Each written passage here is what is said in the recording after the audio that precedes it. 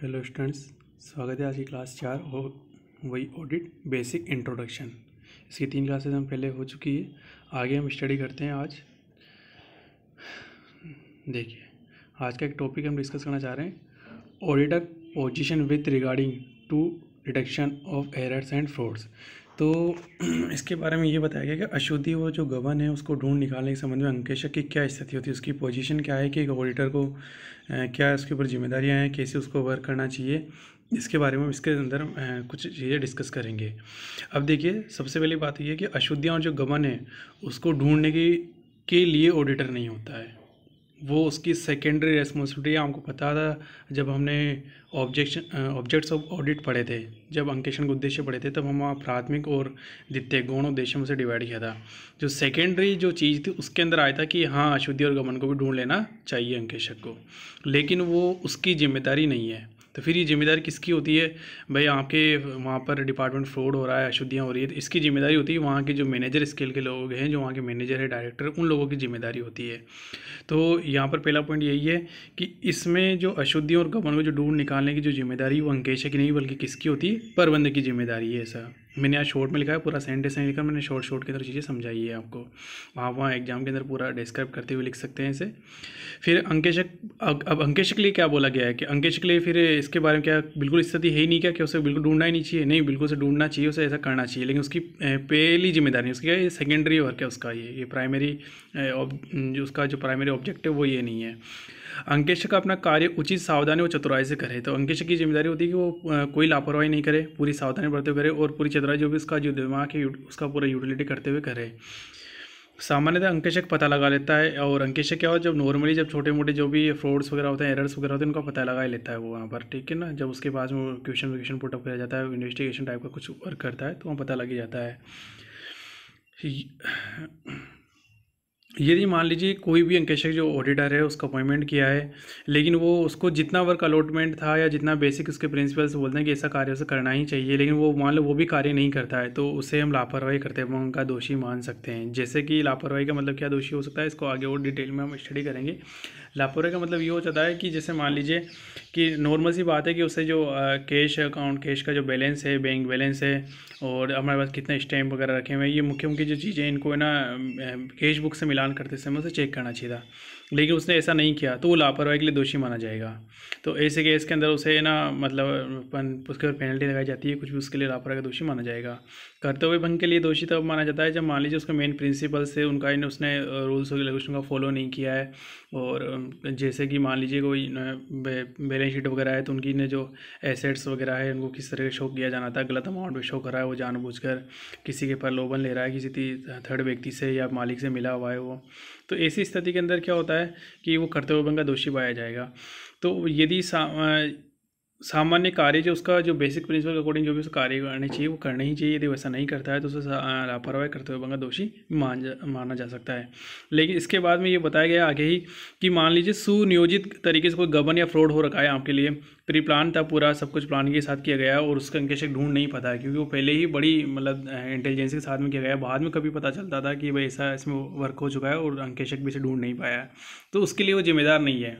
ठीक है, बेसिक जो जनरल जो सामान्य जो चीज़ें उसे चेक करनी चाहिए, उसके अंदर ढूंढ ले तो ठीक है, लेकिन वो फिर उस चीज़ के लिए दोषी नहीं है कि नहीं आपने इतना फ्रॉड था ढूंढा क्यों नहीं, तो उसके लिए वो जिम्मेदार नहीं है। इसके लिए ये भी देखो आगे बोला गया है, अंकेशक गारंटर बीमक नहीं है क्योंकि वो सैम्पलिंग टेस्टिंग है ना कि संपूर्ण टेस्टिंग करता है। तो अंकेशक जो है वो कोई गारंटर बीमक नहीं है कि भाई जो उसका बीमा कर दे कि अब मेरी गारंटी है कि इसके अंदर कोई फ्रॉड नहीं होगा। उसमें फ्रॉड रह सकते हैं, उसके अंदर अशुद्धियाँ रह सकती है, वो वर्बली सरसरी गाँव से जो सामान्य चौकी चेकिंग है, जो प्रिंसिपल उसके बने वो चेक करता है। सैम्पल क्योंकि सैम्पलिंग टेस्टिंग है ना कि संपूर्ण है, तो ये क्या होता है कि वो सैम्पलिंग टेस्टिंग मतलब पूरी जांच न करके हम बहुत सारे इवेंट्स की है ना बस केवल है ना कुछ उनके सैंपल्स लेकर, अच्छे सैंपल्स लेकर टेस्ट किया करते हैं। छिपी हुई अशुद्धियाँ व गबन के संबंध अंकेशक स्थिति, अंकेशक कार्य, सामान्य नियम और सिद्धांत। तो अब वही जो ऊपर हेडिंग है वही नीचे लिखा हुआ है, कोई ज़्यादा डिफरेंस नहीं है इसके अंदर, आप दोनों को मिक्स करके भी एग्जाम लिख सकते हैं, आंसर दे सकते हैं। अब कुछ जो चीज़ें फ्रॉड्स वगैरह वो छिपे हुए रह गए आपसे पहले, ठीक है ना। अब उसके बारे में अंकेशा के बारे में क्या बताया गया है कि इसके बारे में क्या उसके नियम, क्या सिद्धांत, क्या प्रिंसिपल्स बनते हैं, उसके बारे में बताया गया है। तो देखो इसके अंदर कोई बेसिक प्रिंसिपल्स हमारे पास में नहीं, और ख़ास तौर से मैं इंडिया के अंदर बात करें तो इंडिया के अंदर कोई ऐसे रूल्स रेगुलेशन नहीं बने हुए हैं भाई ऑडिटर को क्या क्या वर्क करना चाहिए, क्या नहीं करना चाहिए। बस जो जो इंडियन चार्टर्ड अकाउंट इंस्टीट्यूट है उसने थोड़ा सा गाइडलाइन जारी कर रखी है, लेकिन वही पर्टिकुलर नॉर्म्स नहीं है, कोई प्रिंसिपल्स उन्होंने नहीं बता रखे हैं। जैसा अकाउंटिंग स्टैंडर्ड चलते हैं वैसा कुछ है नहीं। तो ऐसे केस के अंदर ये माना गया है कि भाई इंटरनेशनल लेवल पर जनरली एक्सेप्टेड इंश्योरेंस चलते हैं, इसके रिगार्डिंग ऑडिट इंश्योरेंस चलते हैं, तो उनको हमें पालना कर लेनी चाहिए, ठीक है। कि इंडिया में तो कोई पर्टिकुलर नियम नहीं है इसके लिए, थोड़ा बहुत गाइडलाइन जारी कर रखी है, वो सी इंस्टीट्यूट ने जारी कर रखी है। तो हमें क्या है इसके जो प्रिंसिपल्स है वो कहाँ से फॉलो कर लेने चाहिए, जो इंटरनेशनल लेवल पर है, जो जनरली एक्सेप्टेड ऑडिट एश्योरेंस बने हुए हैं, उनके बारे में बताया गया है। अब देखिए, अब कुछ चीज़ें हैं कि ये ऐसा ऐसा हो रही चाहिए। देखो, उचित सावधानी और चतुराई का प्रयोग करें। तो अपना है ना, ऐसा नहीं है कि मान लीजिए हम आगे बैठ कर चल गए ऑडिटर की फॉर्म के अंदर, चाय पी ली, मटर गश्ती करते हुए चल गए, तो ऐसा नहीं चलेगा। आपको ना पूरा इंटेलिजेंस के साथ में काम करना पड़ेगा और पूरी सावधान रखनी पड़ेगी आपको काम करते समय, आप उसमें लापरवाही नहीं कर सकते। अब ये चीज़ कहाँ पर बोली गई है, ये केस है, केस का नाम आप हमेशा याद रखेंगे, किंगस्टन कॉटन मिल्स। तो किंगस्टन कॉटन मिल्स से केस हुआ था जिसके अंदर ये बताया गया था कि अंकेशक को कार्य पूरी उचित सावधानी और चतुराई से करना चाहिए। और क्या क्या बताया गया था इस केस के अंदर, अंकेशक करते हुए संदेहशील होना नहीं है। अंकेशक एक वॉच डॉग है, ना कि ब्लड हंड। तो इसके बारे में बताया गया कि अंकेशक क्या है, एक रखवाली करने वाले कुत्ते के समान है, शिकारी कुत्ते के समान नहीं है। शिकारी कुत्ता तो क्या होगा, मतलब जैसे खून मुंह लगा हुआ है तो उसको तो ढूंढ कर रहेगा ही रहेगा, मतलब ज़बरदस्ती कहीं ना कहीं से कुछ ना कुछ ढूंढ ही लेगा। तो वैसा नेचर नहीं है अंकेशक का। अंकेशक का करते हुए संदेहशील होना नहीं है, मतलब वो पहले से मान कर नहीं चल सकता है कि यहाँ पर तो फ्रॉड ही फ्रॉड है, भरे पड़े हैं, तो मैं हर एक चीज़ ढूंढ ही लूँ। वो यही मानकर चलेगा ठीक है, जो भी सब कुछ सामान्य है, सामान्यतः बिजनेस प्रिंसिपल का फॉलो यहाँ पर किया जा रहा होगा, कोई फ्रॉड यहाँ पर नहीं होगा। हालांकि उसे सावधानी से करना चाहिए काम। तो इसके बारे में ये सेंटेंस आता है बहुत सारे एग्जाम में, कॉम्पिटेटिव एग्जाम पूछा जाता है। भाई अंकेशक एक रखवाली के वफादार कुत्ते के समान है, ना कि शिकारी कुत्ते के समान है, वॉच डॉग है, ना कि ब्लड हंड है। तो इसके बारे में बताया जाता है। तो ये किस केस के अंदर बोला है कि अंकेशक करते हुए संदेहशील होना नहीं है, तो ये भी किंगस्टन कॉटन मिल्स केस के अंदर ही बताया गया है। सुनियोजित कपटों के लिए वो जिम्मेदार नहीं है, माना सुनियोजित करे ऐसे तरीके से रह गए हैं तो उसके लिए वो जिम्मेदार नहीं है। तो ये तीन बातें हैं, ये एक ही केस के अंदर बताई गई थी, और वो था किंगस्टन कॉटन मिल्स, है ना। तो ये तीन बातें कहाँ कहाँ बताई गई थी, बैंकेशक को अपना कार्य चतुराई सावधानी से करना चाहिए, उसका संदेहशील होना उसके लिए जरूरी नहीं है, वॉच डॉग है, ब्लड हंट नहीं है, सुनियोजित कपटों के लिए वो जिम्मेदार नहीं है। तो ये सारी तीन बातें, तीन बेसिक प्रिंसिपल, सामान्य नियम सिद्धांत है, कहाँ पर बताए गए थे, किंगस्टन कॉटन मिल्स केस के अंदर बताए गए थे। अंकेशक अपना कार्य ईमानदारी से करे, सत्यता की गारंटी नहीं, अंकेशक बीमक नहीं है। तो अंकेशक को अपना कार्य क्या ईमानदारी से करना चाहिए, वो सत्यता की गारंटी नहीं देता है कि अंकेशक बीमक नहीं है, क्योंकि तो ये तीन जो चीज़ें हैं लगभग ये बताई गई लंदन जनरल बैंक केस के अंदर, London and general bank case के अंदर। तो यहाँ पर ये तीन बातें बताई गई है। तो अंकेशक को अपना कार्य क्या ईमानदारी से करना चाहिए, ऐसा नहीं वो रिश्वत ले रहा है किसी से और लापरवाही कर रहा है तो वो भी नहीं चलेगा। यहाँ पर सत्यता की गारंटी नहीं देता है। उसके बाद में ये नहीं है कि भाई गारंटी हुई अब तो अंकेशक ऑडिट हो गया तो सब कुछ ठीक है, मतलब यहाँ फ्रॉड हो ही नहीं सकता, वो ज़्यादा छिपे हुए रह गए हैं हमारे। तो ये टॉपिक हमारा कंप्लीट हुआ। इसके अंदर आप ये प्रिंसिपल से इनका कुछ नहीं केस हो कि मेन हेडलाइंस यहाँ पर याद कराएगा। ये 5 हेडलाइंस मैंने यहाँ पर लिखी है, केस और भी होंगे बहुत सारे, लेकिन ये 5 केस बेसिक प्रिंसिपल है, यहाँ हमेशा ध्यान रखेंगे। अंकेशक का कार्यक्षेत्र, स्कोप ऑफ ऑडिट। अब देखिए नया टॉपिक ही है। तो अब हम कैसे डिसाइड करेंगे अंकेशक का कार्यक्षेत्र क्या होगा और उसको कितना वर्क करना चाहिए, कितना नहीं करना चाहिए। तो फिर मैंने भी बताया था आपके लिए, भाई हमारे इंडिया में तो कोई विशेष रूल्स, इसके लिए रूल्स रेगुलर कोई स्टैंडर्ड्स नहीं बने हुए हैं। तो हमारे लिए जो चार्टर्ड अकाउंट इंस्टीट्यूट है उसने थोड़ी बहुत गाइडलाइन जारी कर रखी है और उस गाइडलाइन के अकॉर्डिंग ही हमें वर्क करना होता है। अब सबसे पहले ये कि फिर भी अंकेशक को कितना कार्य करेगा, कितना नहीं करेगा, ये सारी बातें कहाँ से डिसाइड होगी, कौन सा व्यक्ति उसे ऑडिट कर सकता है या नहीं कर सकता है, ये सारी चीज़ें हम कंसिडर करेगा, कौन व्यक्ति योग्य है, कितना उसका लाइफ होगा, ये बहुत सारी चीज़ें वो हमें डिस्कस करने होते हैं। तो उससे सबसे पहले तो हमें ये देखना पड़ेगा कि वो कौन से फील्ड के अंदर किया जा रहा है।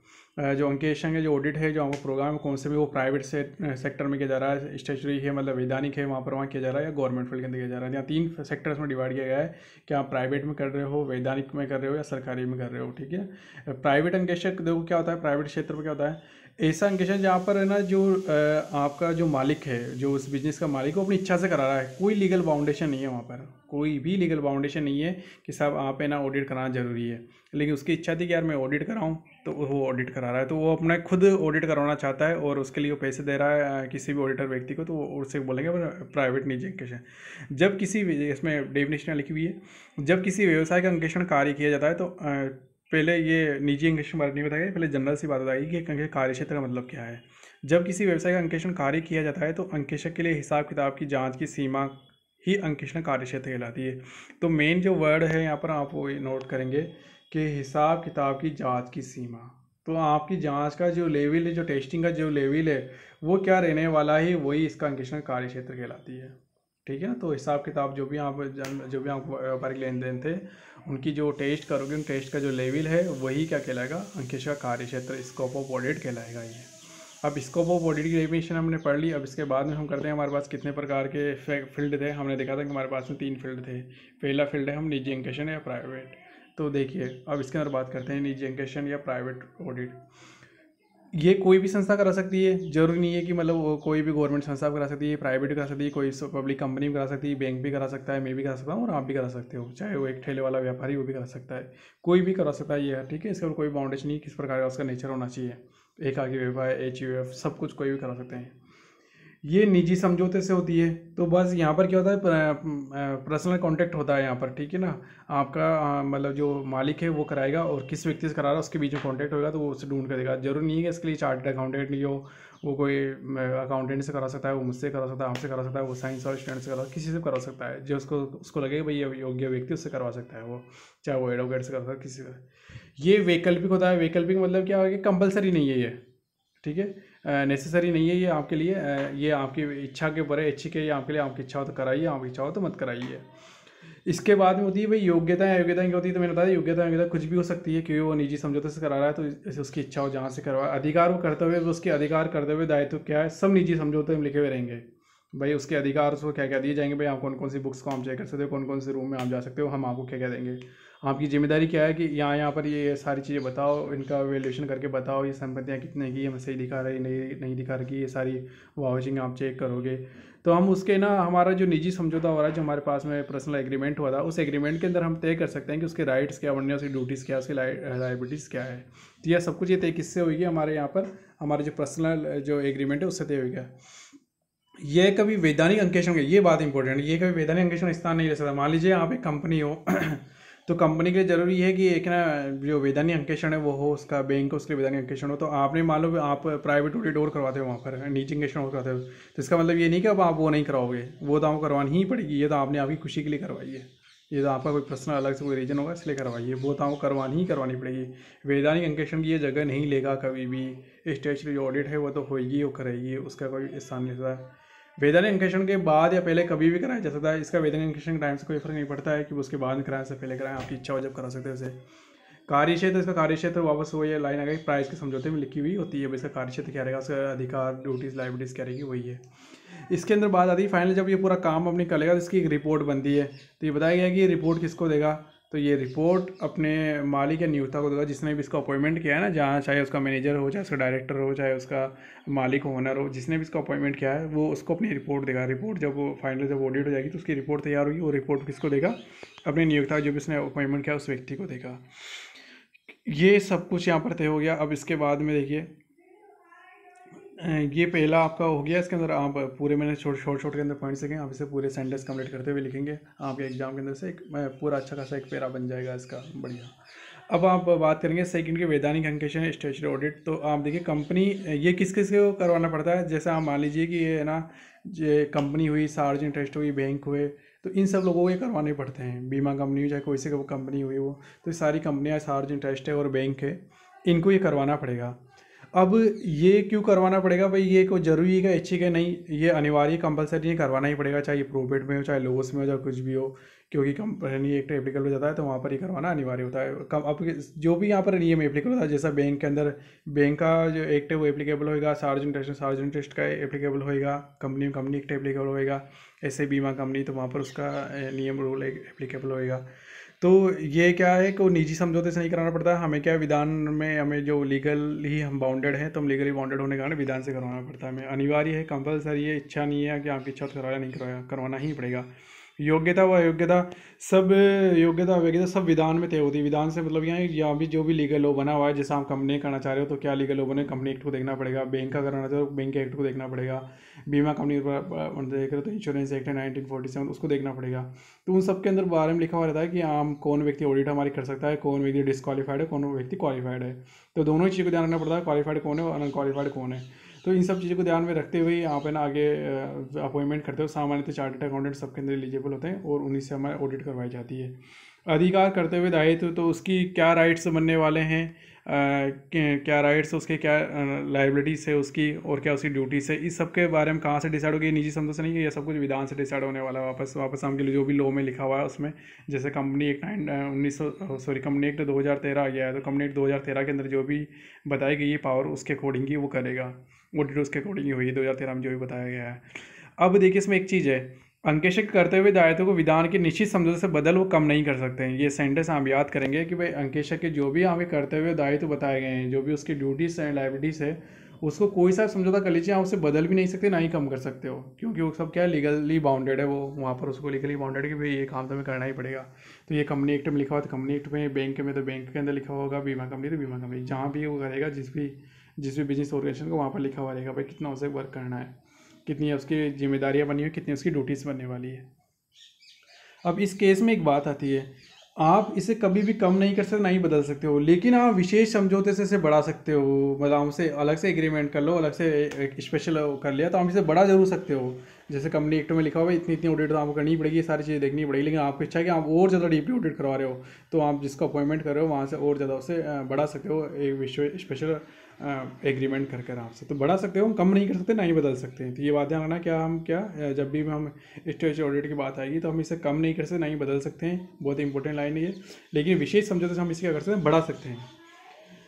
विधान द्वारा केवल उद्देश्य का निर्धारण किया होता है, ठीक है ना। अब इसमें क्या है, फिर इसका कार्यक्षेत्र तो उसका क्या है, यहाँ विधान से डिसाइड नहीं होगा। कार्यक्षेत्र तो सीमा है ना, वो ऑडिटर है, जो उसका स्कोप ऑफ ऑडिट है उसकी, वो तो केवल अंकेक्षक को तय करनी होगी।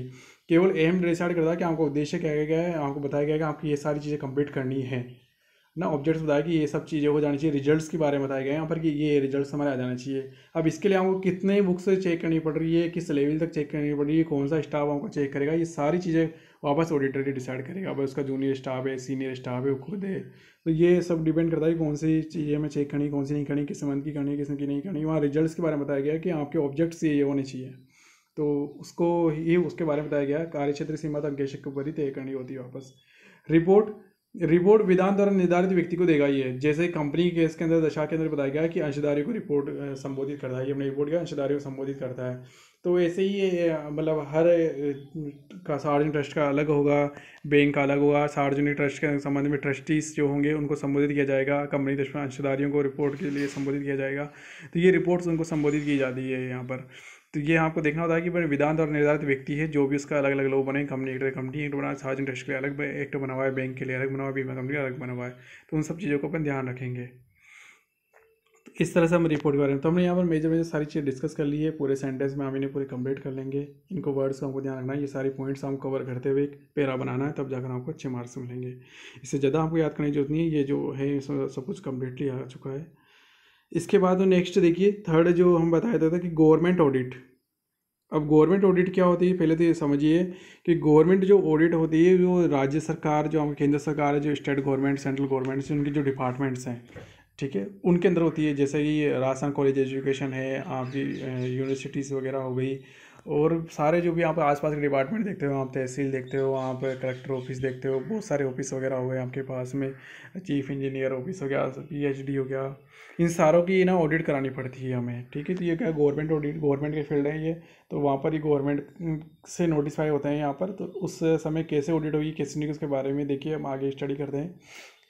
ये राजकीय प्रशासन मतलब जहाँ भी गवर्नमेंट प्रशासन एडमिनिस्ट्रेशन है वहाँ पर होएगा। सरकारी विभागों सरकारी संगठनों का होता है। अब सरकारी विभाग सरकारी संगठन दोनों ही हैं यहाँ पर, केंद्र सरकार के भी है और राज्य सरकार के भी है। अब देखिए इसके बारे में कुछ 3 हमारे आर्टिकल्स बताए गए हैं जो इंडियन कॉन्स्टिट्यूशन है, भारतीय संविधान का अनुच्छेद है 148 है, 149 और 151 है। यहाँ मैंने 3 आर्टिकल्स लिखे हैं, इनके बारे में आप विशेष याद रखेंगे। देखिए सबसे पहले हम बात करते हैं आर्टिकल 148। तो आर्टिकल 148 में बताया गया है कि राष्ट्रपति है वो जो प्रेसिडेंट ऑफ इंडिया है वो नियुक्त करेगा, वो अपॉइंटमेंट करेगा सीएजी को। सीएजी का फुल फॉर्म होती है कंट्रोलर एंड ऑडिटर जनरल, नियंत्रक महालेखा परीक्षक। तो ये नियंत्रक महालेखा परीक्षक सीएजी से शॉर्ट फॉर्म में बोलते हैं। ये अपॉइंटमेंट कौन करेगा? ये अपॉइंटमेंट करेगा राष्ट्रपति जो प्रेसिडेंट ऑफ इंडिया है वो अपॉइंटमेंट करेगा। किसी भी व्यक्ति को अपॉइंटमेंट कर सकता है ये, तो इसको नियुक्त कर दिया जाएगा। इसके 148 के अंदर ये बताए गए हैं भाई कौन कौन व्यक्ति इसके लिए एलिजिबल है अपॉइंटमेंट करने के लिए। बाकी ये ना अपॉइंटमेंट कौन करेगा? राष्ट्रपति अपॉइंटमेंट करेगा। ये फ्री है, किसी भी सरकार का इसके ऊपर कंट्रोल नहीं होता है। राष्ट्रपति नियुक्त जो भी जिस व्यक्ति करता है वो बिल्कुल फ्री रहता है वो अपना।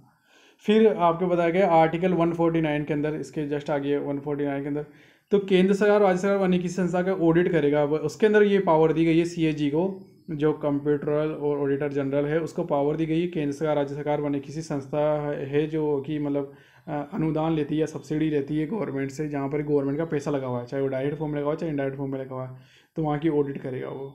ठीक है, ये सारी पावर्स वहाँ पर दी हुई है भाई, किसका कार्य क्षेत्र क्या होगा, किस किस चीज़ को करना है, किस को नहीं करना है, ये सारी चीज़ें वहाँ पर बताई गई 149 के अंदर, आर्टिकल 149 के अंदर।